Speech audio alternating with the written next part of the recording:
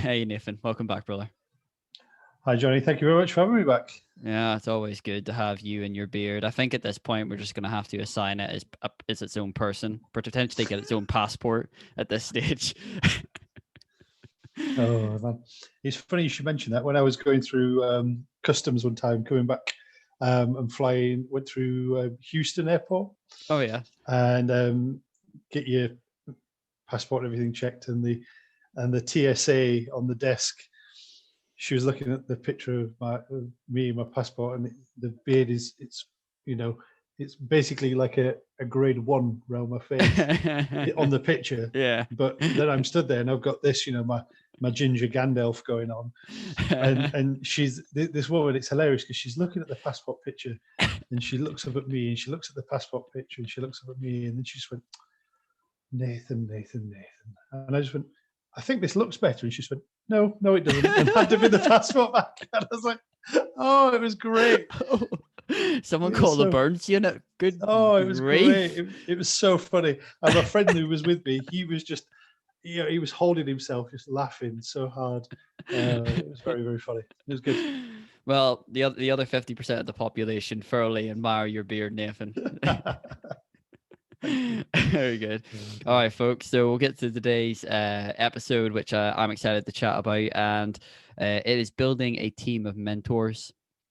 I know that the word mentor comes with its own connotations and perhaps cliche meanings and things, but hopefully we'll dispel some of that and show you at least the value in having a mentor in your life, whether that's one for physical fitness, financial, assign whatever title you need or whatever mentor you need at this stage of life. But just to kick this particular episode off, I have a quote that I saw, which I think summed up this one nicely. It says, "Show me the man you honor, and I will know what kind of man you are, for it shows me what your ideal of manhood is and what kind of man you long to be," by Thomas Carlyle, which I thought was very good. And that's not to say that there are exclusively good male idols. There was a lot of female idols that I look up to, Marie Curie being one of them. She's also one of my top 3 quotes of all time, which I'll discuss potentially later in the episode. For more quotes, I want to get to the subject matter as soon as possible. But yeah, this is a really good one. So I'm quite lucky, and I've had a lot of positive influences in my life, especially good male role models. One of them happens to be my co-host, so there you go, Nathan. Thank you very much. But yeah, welcome. Building a team of mentors. This came about because I seen an article on a good website I like called The Art of Manliness, and the whole point of it was it came from a guy called Napoleon Hill, who's got a couple of good books out. And strong name as well. Oh yes, very strong. And it was a weird concept because people were asking about along this topic, and he was like, "Yeah, I have my imaginary, council of mentors," and people sort of inquired about what this was to be. And he essentially had a round table of people who he admired. Now, in this particular case, it was men because it was just how he personally perceived it. I think that boys need male mentors a lot of the time, girls need female mentors a lot of the time, but that doesn't mean you can't obviously change about. There's good role models and bad role models in both sexes. Absolutely. But with regards to his personal roundtable, he had people, for example, like Theodore Roosevelt and say Atticus Finch from To Kill a Mockingbird. They're just 2 that I can think off the top of my head when I was reading the article. And the whole point of the article. Oh yeah, very very much was. I'll link it in the show notes for all of you that are interested. But it was really interesting because for me, it's kind of like when I'm especially in a dilemma of what to do, and I get wrapped up in my own biases and things that can potentially confuse my decision. I often would think like things like, well, what would Nathan do, or what would my mate do, or what would Atticus Finch do in this situation? And it's kind of like, well, actually, because I know these because I at least know you, Nathan, or I have read about these people. So Atticus Finch, I think we all know, he was a pretty decent guy, and you can roughly grasp what he would have done in said situation. Mm-hmm. And it helps crystallize a more concrete path to take, especially when you've got information overload, and it's just there's no easy decision to make. And so I like it in that I can pull together all the people who I find inspirational, or I look up to, or I admire. There's certain qualities I admire within that person. um, and so within your round table of mentors who quote unquote advise you, real or unreal, dead or living, I think there's a lot of benefits to that. So, prior to this episode, I actually sat down and had a really long, hard think about if I had my round table of mentors who would be on it. So I've got my little list here. So for Ooh. me, in no particular order, I would have the Roman Emperor and big guy on Stoicism, Marcus Aurelius. I'd have one of my personal heroes, Ernest Shackleton, who did the Antarctic expedition, which is also one of the most harrowing tales that of stuff our species had to endure ever. There's a really good book by, I believe it's Alfred Langzang, called Endurance, and it's the only book that had my stomach doing somersaults. It was Wow. incredible. Yeah, absolutely incredible. Also a really good whiskey, by the way, Shackleton whiskey, cheap and cheerful. My third person at my round table would be Theodore Roosevelt, 26th President of the United States. Just an incredible life, an incredible character, and just an all-round great guy. You'll find that on the internet, you go for good quotes. A lot of the quotes will come from him. He was just a quote machine, and just had generally good advice most of the time. Number 4, he's already got a mention. Atticus Finch. I love To Kill a Mockingbird. A really good book, really heavy at times. Obviously, deals with a lot of issues, but I think that there's a lot of admirable qualities in the fictional character of Atticus Finch that we can all aspire to. So moving on to, well, real people at this stage. One big shout out I want to give to is a work colleague of mine who I've known for some time, and that is Stuart Dodd. And if you're listening, big shout out to you, mate. So he is. I'm trying to think of a description for him. If you can think of a silverback gorilla, so an incredible a man who could a man who could crush you with his hands if he wanted to, but is one of the gentlest and kindest souls that I've ever had the pleasure to know. Full of really good advice. At times when I didn't believe in me, he believed in me always. And one person I would have no problem going and having a chat to about frankly anything. Awesome. Yeah, when you think of a good man, that's the kind of first person I think of amongst equals. There's he's not the only good man I know, but in if there was a team of men I had to assemble to take on the world, he's definitely up there on my list. Excellent. Good. Next one, one of my 2 longest mentors and a man I owe a lot to would be Johnny Farrell. So when I was a teenager and before school religiously, Monday, Wednesday, Friday, we always went to what was called Breakfast Club, and we got free toast, tea, coffee. These were the days when I had 4 sugars in my tea and nobody blinked an eyelid. It was great. Yeah, I cringe at that now. I do. Yeah, but Johnny Farrell, again, a really cool guy, and he also was part of the Youth for Christ youth center I went to. People of all faiths and none could go to this center and just have a good time, just be kids without judgment. Get their asses handed to them on FIFA by Johnny Farrell. It doesn't matter if you were kids; you're not winning at FIFA.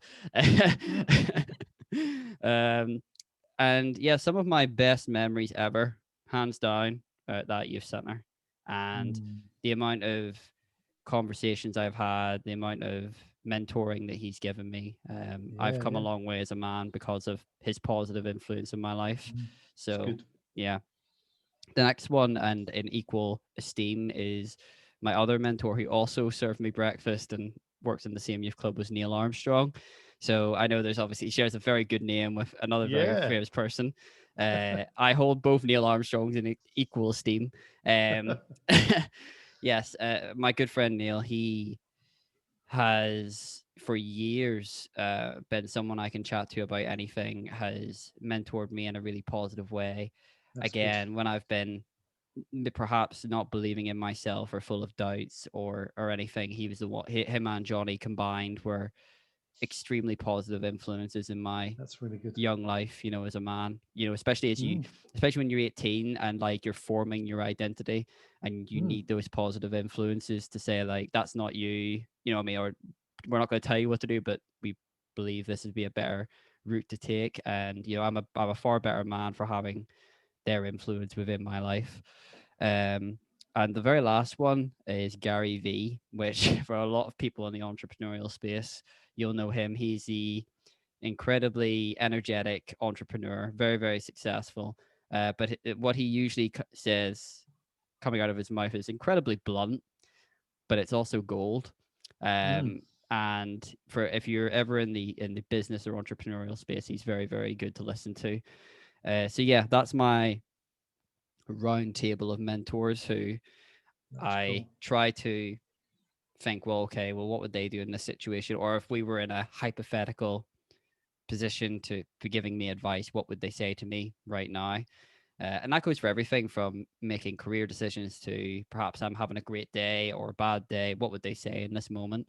Mm. And it just gives, it allows you to get out of your own head in a way. It allows you to see from a new perspective. And yeah, that's, I've got some things else I want to say also about moving on about mentorship and coaching and Yep. stuff, but I Hmm. want to get your perspective on it first, Nathan. So Okay. um to give you a bit of an idea, I recently did a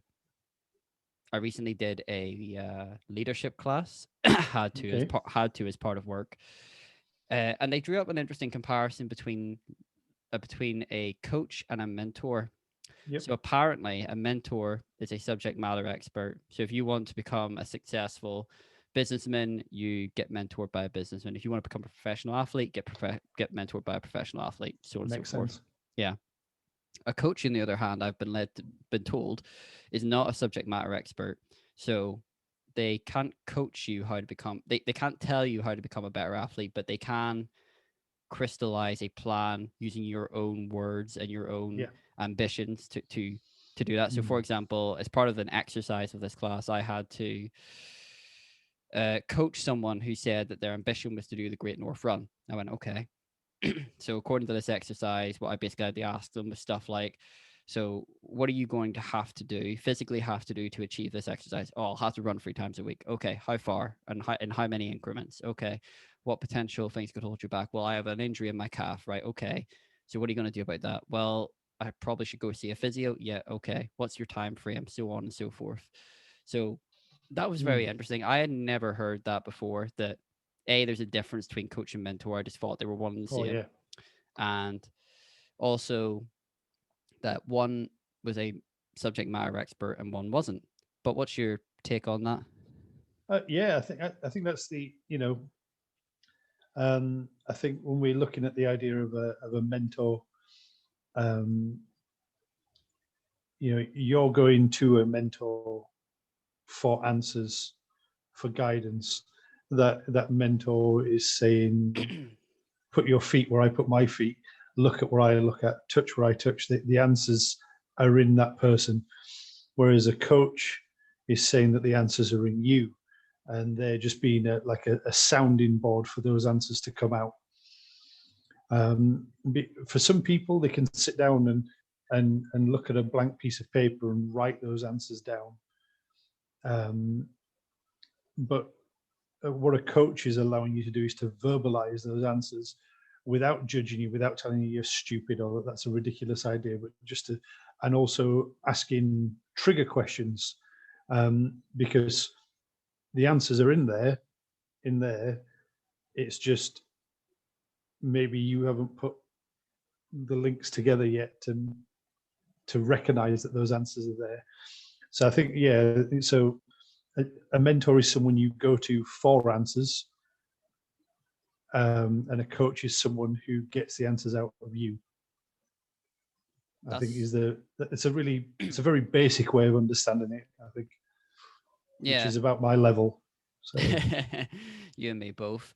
Yeah, that's a really interesting concept in that someone dragging the answers out of you, the answers you already know, and the subject matter expert, the mentor telling you what to do. And I think it's interesting. I think even before we hit record in our little like blooper prior to this, I think you had a great example in that teachers in a way perform both roles. And yeah.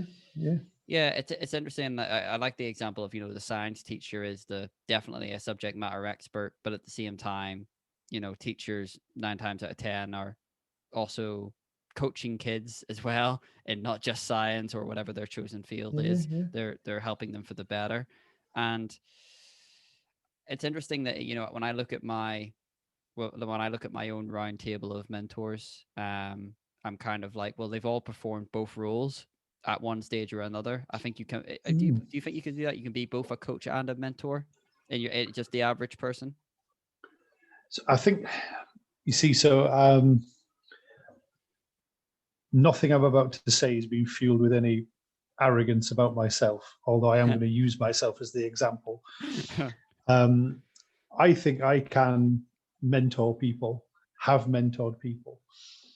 And I think because of my mentality or my leaning to want to help and lead people and for them to get the best out of themselves, I'm not always very good at coaching because I'm a little bit too getting in there and wanting to help and wanting to give ideas and wanting to suggest a way of doing something. Whereas someone who's coaching isn't doing that. They're letting the coachee make the suggestions. Um, you know, I think I mean I can do it, and I will ask questions and do that, especially when I was going into schools and I was doing work with teenagers and stuff like that. I tried to implement coaching skills, but I was always fairly naff at it. But because what would happen is my brain would go, oh, it's mentoring time, and flick that switch. And so even though I'm trying to coach, I was trying to coach from the viewpoint of a mentor.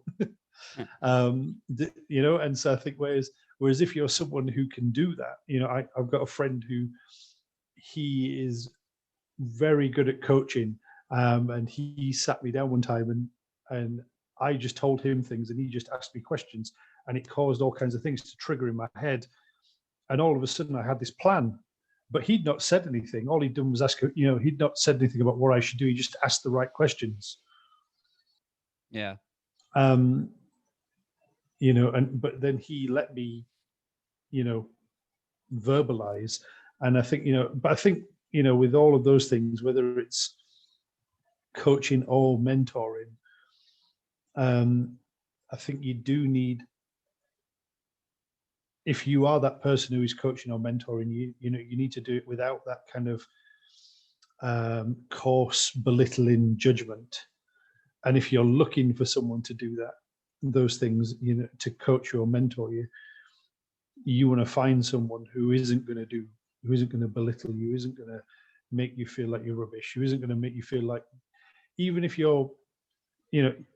it's just for one thing. So like, to be able to, I don't know, run a distance without throwing up, or to be able to bake a cake, or wherever it is, to be able to learn how to fix your own car. I don't know, whatever it is, you need to find someone who's not going to mock you for the smallness of your ambition, because you've got to start somewhere. And I feel like the best people are the people who are just going to go, okay, cool, what are we going to do next? And so I think, when my probably the best mentor I had, and sadly he's passed away now. And it wasn't. It was just kind of general life mentoring. It wasn't a specific like business or anything like that. But he would just ask questions that just cut to the meat of what was going on, and he also didn't accept like brush off answers. Even one time when I was away, I was out of the UK, and he'd sent me an email through, just how are you getting on, and I just replied with a very sort of almost like a cut and paste email, and and 24 hours later I got another email back from him that just said, "That's very nice. Now how are you doing?" like answer the question. And so I responded with a bit more honesty a lot more honesty. I sat down and actually correctly responded rather than just a quick tap and send.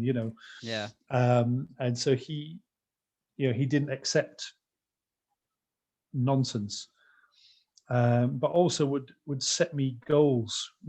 So if I had something that I was wanting to achieve, he would, okay, here's a goal to work towards. Let's do this. And he would check in on me. How was that going on?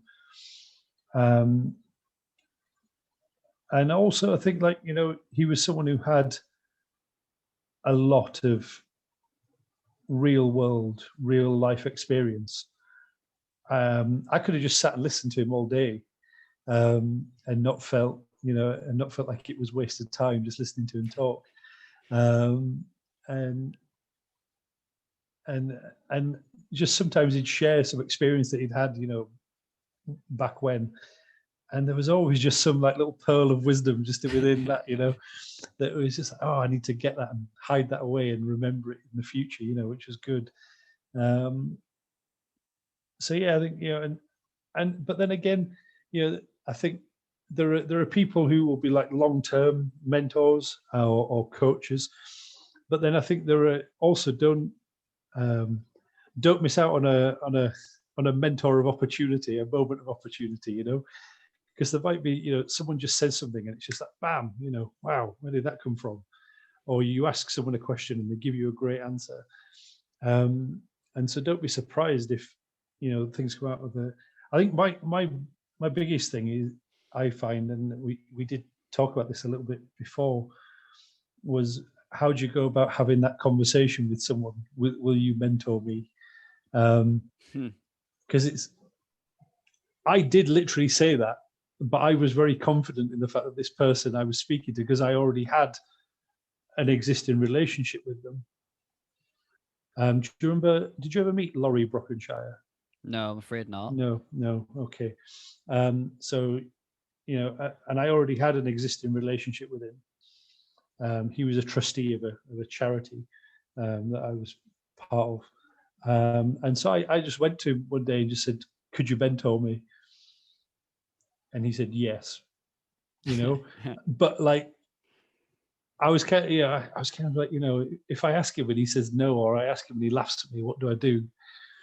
But then I thought, well, I know this guy, and he's not he wouldn't laugh at me. And if he did say no, he'd say no in such a polite way, it wouldn't be upsetting. Yeah. So just ask, and I asked, and the benefit I got from that first conversation was unbelievable. Yeah. And I suppose it's kind of, I don't know any other way of going about it, because I just had that one shot, and I went and asked and was told, yes, of course, I'll mentor you. Yeah. But I mean, but in terms of like your, and again, I'm not belittling it in any way.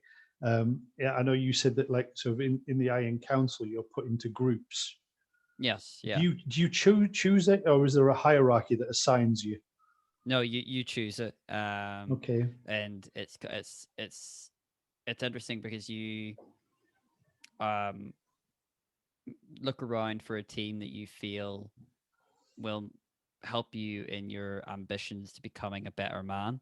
Okay. And for me, my team are phenomenal. But we are some people, if an outsider looked in, they would say we're hard on each other, like we don't accept any BS, like we don't give an Yeah, it's inch. good. It's But good. that's good because like there's sometimes my ego will get in the way and say, well, this is hard. Like, well, yeah, dummy. Of course, growth is hard. um, and then, there's the days I want to feel sorry for myself or make excuses. And they're like, nah, nah, nah, not happening. You said you would do this and this. And then, yeah, I get offended for about 30 seconds and then realize, damn it, they're right. And then get Mm, back to it. But mm, yeah, I converse with them on a weekly basis, and it's incredibly helpful having 13 to 14 other blokes to bounce ideas off and to hold you to account.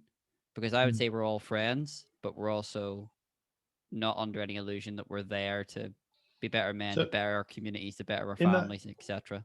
in that setting, so in that group, Yeah. sorry, because I'm asking out of ignorance, are you all mentoring each other, or is there like a triangle? Is there like a daddy at the top and you guys going down, or there is it a is case of the fact that you're all it's a weird one because there is a battle team leader, so that he is the head of the team. He is okay? Then there's the XO, which I currently occupy that position, and then there's fire team leaders. So they look after 3 or 4 blokes. But then the thing is that it doesn't matter if you're the team leader, the XO, or the newest guy in the team.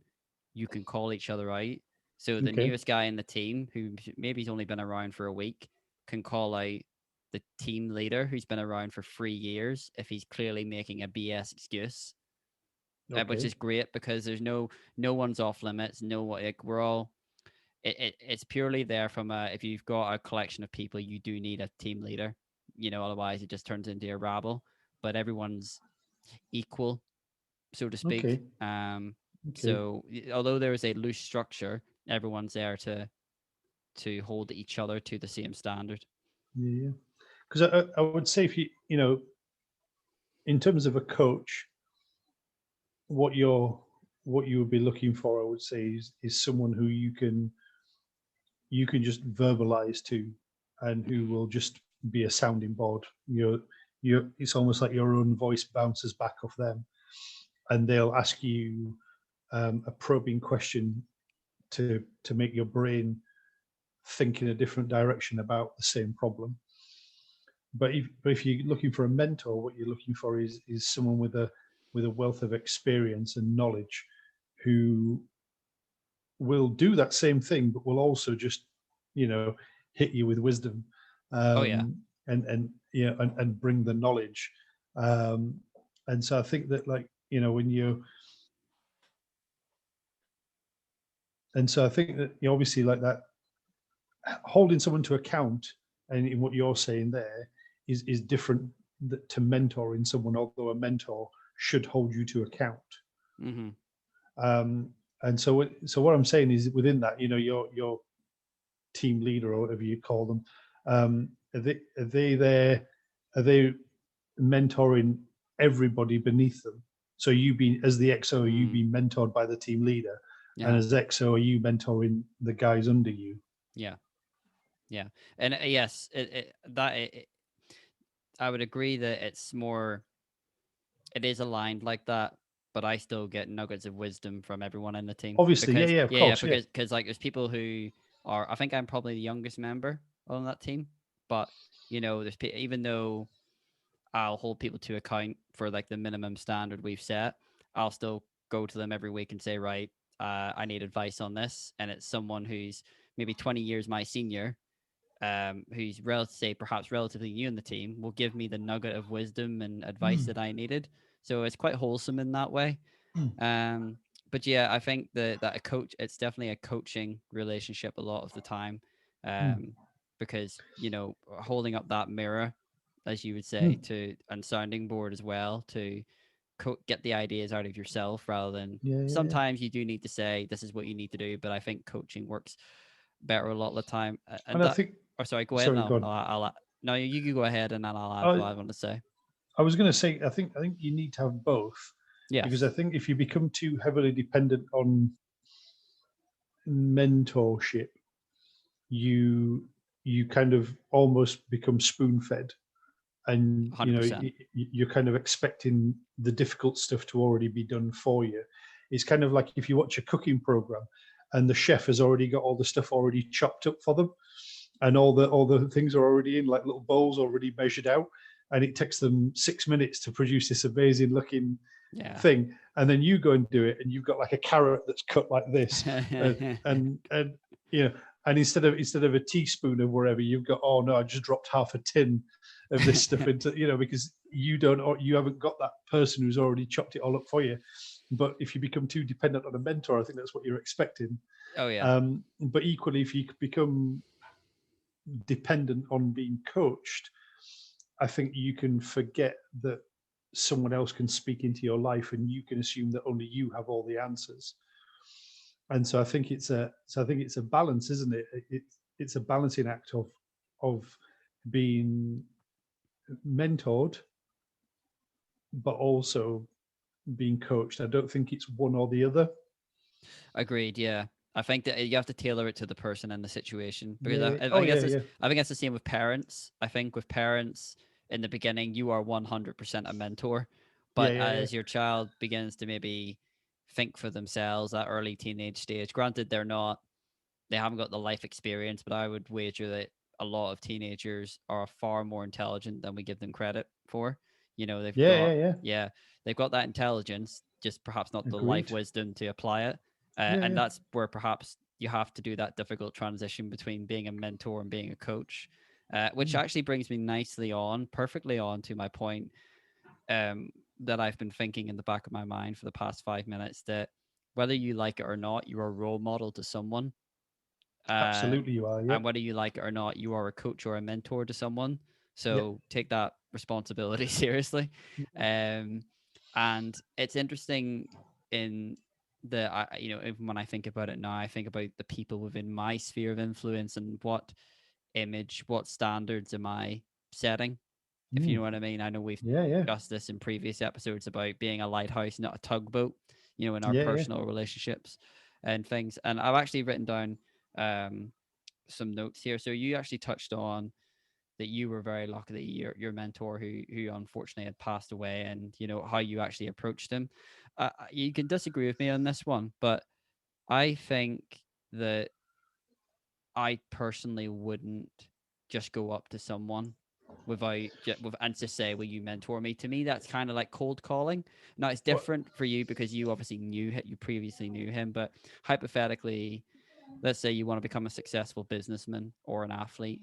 I don't think going up to some random individual and saying, will you mentor me, is gonna go down well. I mean, like, certainly if you offer them a price, let's say like, I'll pay you such and such a week or a month to mentor me, I think that will get a yes probably very quickly. But for me, I think how I done it, or how I would preferably do it, is there's the quote which I'm trying to live by at the minute, trying being the key word, is that you're the average of the 5 people you spend the most time with. And that equates to everything in your life, from your wealth to your personal relationships to you name it, So if you start hanging around with CEOs, you're going to start acting like a CEO. You're going to start, being better with your money, better with your time management, this kind of thing. You start hanging around professional athletes, their habits are naturally going to, through osmosis, so to speak, come into your life. You're going to start eating healthier. You're going to start, taking up sports and that kind of thing. And that's something I'm trying to do. I'm trying to be intentional with my relationships, in that if in my perfect world, I'd have 4 or 5 mentors who would, coach me on finances, fitness, life and education in general. And for me to find them, I don't think I'm just going to walk up to a CEO and say, hey, mate, do you fancy teaching me? I'd go to either conferences, or I'd hang on the social circles. And, as you constantly evolve, you're going to meet these people, build rapport, build relationships, and then say, look, here's what I'd like. I'd love for you to mentor me, but here's how I can provide value for you as well. And I think that's personally how I would do it. But what do you think? I mean, this isn't now this isn't going to be this isn't an advert for an obscure advert for Christianity, but as a as a member of the church, Mm-hmm. you know, and so my mentor was a fellow Christian, was someone, you know, who I knew through church, and because of that, you know, there was already a relationship there, and so me just going and asking him that question wasn't as daft as it sounds, Yeah. even though it does sound really daft. But I think you're right. I think but I think, you know, if you just go and, I mean, I think again, you've got to be careful, haven't you? Is if you just go and sort of start hanging around at business managers conferences or whatever, you're just hanging around, you might get arrested as well for being a weirdo. So I think, like, you know, I think it is, yeah, being, I think it's having that mindset of making a choice, isn't it? If you are surrounded, you know, because you know, this podcast is aimed at either people who are approaching 18 or have arrived at that sort of age destination, isn't it? And if you know, you're looking around and your mates are potheads, or their controller for their Xbox and or PlayStation is welded to their hand, and all that kind of stuff, you know, that those people aren't going to coach you or mentor you in anything other than the sort of that, are they? You know, they're not going to do anything else to your, they're not going to bring anything of substance to your life. And you know, so maybe, and I think, like, there is going back even a few episodes to something we talked about, if you're looking for someone to mentor you, to coach you. I mean, there are professional coaches out there who charge an exorbitant amount of money, you know, to for you just to talk to them, and I think there are organizations out there that can supply mentors as well. But you know, it requires a certain amount of humility as well, to acknowledge that you need help, Mm-hmm. in whatever it Swallowing of the is. ego as well. Yeah, and that's why I think, like, humility is confronting that ego, isn't it, and saying, "Yeah, all right, the first bit I might look stupid, but once I'm past that, I'm going to look good, so that's okay. I can afford to look stupid at first, rather than worrying about always looking good." But I think, like you're saying, I think, you know, if you're, again, like, you know, like your social media. This last week, I've had to mute so many people on the Facebooks, because they're just the whole business with what's gone on with the royal family in the last fortnight, and what a kerfuffle that is. But people who are just being awful, and so I just muted them. Yeah. I, Yeah. I enjoy a good joke and a nice bit of banter, but there are some stuff, and I'm like, nah, I don't want to hear you anymore. Switch off. Yeah. You I've done know. the same. I don't need that kind of negativity in my life. Yeah, Just yeah, yeah, positive yeah, vibes. yeah. But also, I don't like it. Sort of, I think how people reacted, like you were saying, you know, you can tell a lot about a person by the people they choose to follow. You can tell a lot about a person by the drivel that they that they spout as well. You know, especially the keyboard warriors who can do it from the anonymity of the internet, or who are just pouring it into a place where they're only going to get told that they're right and they're hilarious or whatever. Mm-hmm. Um, pardon me. And so I think there's that, you know, like, who am I looking to for that? And I suppose you're right. You know, like, there's no point, you know, sitting on your ass and say that you want to run the London Marathon or the Great North Run, as you said, and saying that if you want to do that, go out and run. And if there's a running track, go and run on that, because you'll see other runners, and you go, hey, how do you do that? How do you do that? Pardon me. And like you said, you're building that rapport and getting to know people. And if you're wanting to, I mean, you know, if you're wanting to save money or be good with money, you can actually now, like, banks are all about that now, and you can go to your bank and speak to someone who will advise you in that respect. you know. Yeah. And it doesn't mean that you necessarily have to take all the advice, but you can go and listen to what they've got to say. And at the end of the day, it's their job, you know. Yeah. But I suppose because I don't know, but if you're looking for mentoring or coaching in a particular thing, I think, you know, do a bit of research and find these people, and then be bold and engage them in conversation, even if it's just, can I have some of your time? Like I said, with my friend who now owns his own um, business in sailing. You know, he Yes. spent years not being paid and just volunteering and going and working for people until he'd been doing it long enough for someone within the sailing community to go, "Oh, do you know who's really good at this? That guy over there." Yeah. You Yeah. You know, you naturally build that reputation and yeah, rapport. yeah, yeah. And I think so yeah, putting yourself in those situations, in those scenarios where you'll meet those people, and eventually, they'll, I suppose, just if they're really good at what they're doing, their lifestyle. I mean, how if you go to like once we're free of the wicked pandemic and you can finally go back to my favorite shop on earth, which is Waterstones. Yes. Just walk in and inhale the smell of books is just a glorious thing. But you go to like the autobiographical section, and find a book written. If you want to be good at business, buy a book written by Richard Branson, or anyone who's good at business, and read their book. The CEO founder of Punk Brewery. Oh yeah. Brewdog. Is it Punk Dog or Brewdog. Brewdog? So yeah, Brewdog. Brewdog. That's it. Yeah.